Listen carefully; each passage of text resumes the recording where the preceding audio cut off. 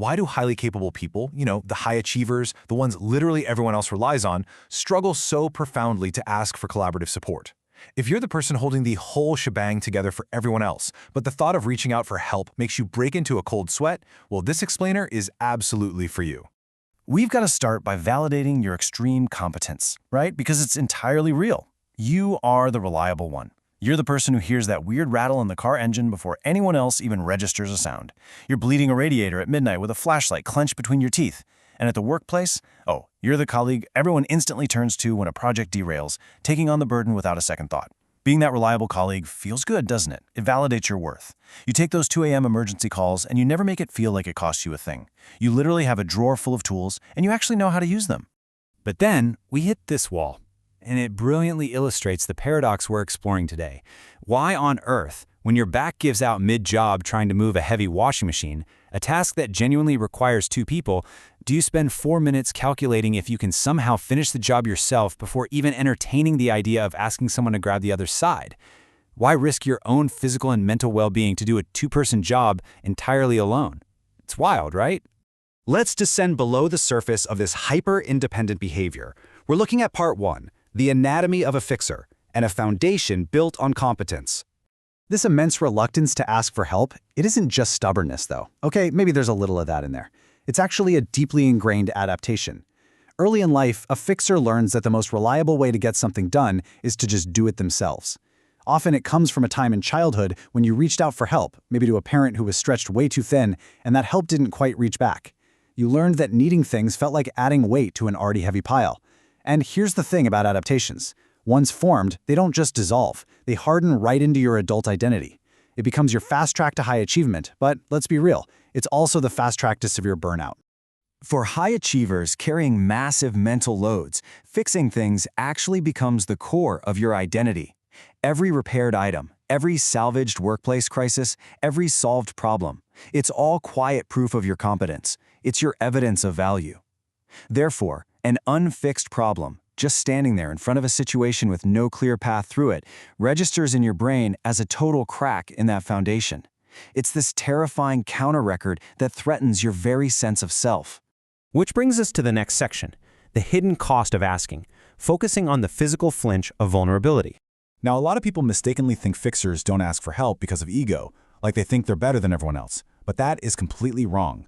The resistance comes from somewhere so much more human. The reality is, asking requires sitting for a moment in the experience of visibly not knowing what to do.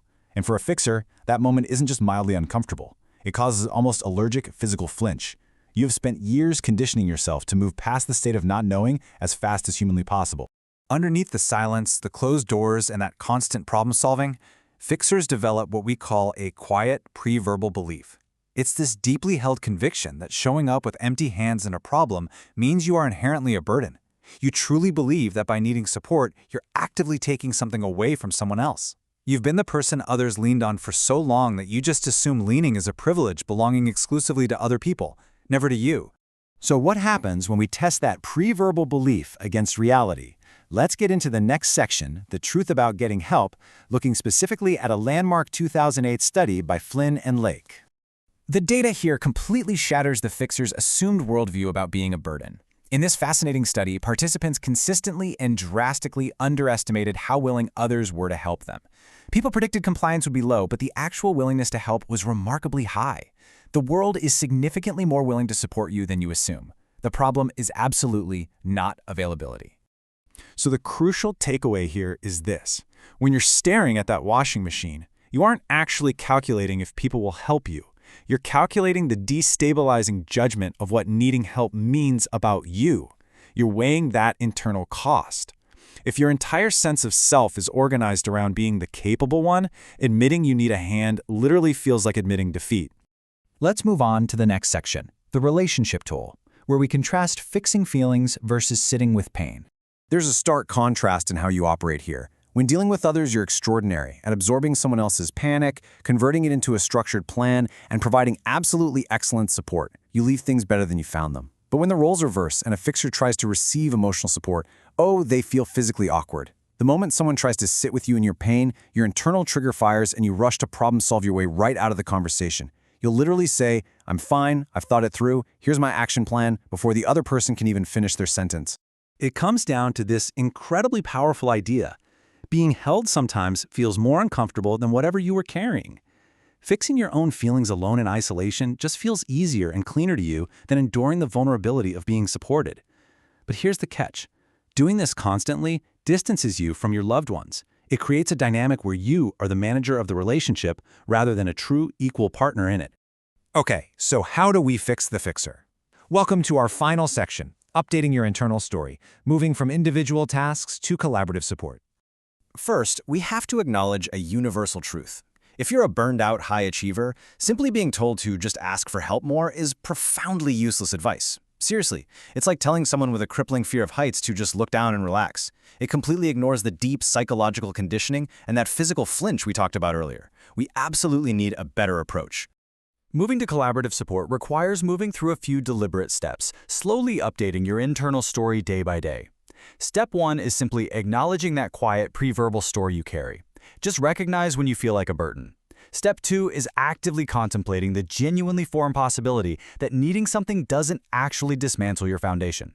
And step 3, it's the physical act of occasionally handing someone else the wrench. To make this real, here are some small, practical daily exercises to build your tolerance for vulnerability. First, just try to catch yourself in the act. Notice that urge to calculate doing a two-person job alone and just pause there. Next, practice sitting with that physical flinch of not knowing for just 10 seconds longer than you normally would before jumping to action. Third, in your relationships, challenge yourself to allow someone to just support you emotionally without immediately stating your action plan to fix it. And finally, remind yourself of this truth. Accepting help doesn't erase your drawer full of tools. Those tools are still yours. Your competence is real, and you've earned it.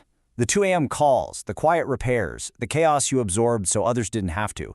None of that stops being real just because you ask for a hand. You can still be the person who fixes things. But I want to leave you with this final provocative thought to explore. What would happen to your burnout, your life, and your deepest relationships if you finally allowed yourself to share the load and occasionally let someone else hold the wrench? Take some time to think about that, and we'll see you in the next explainer.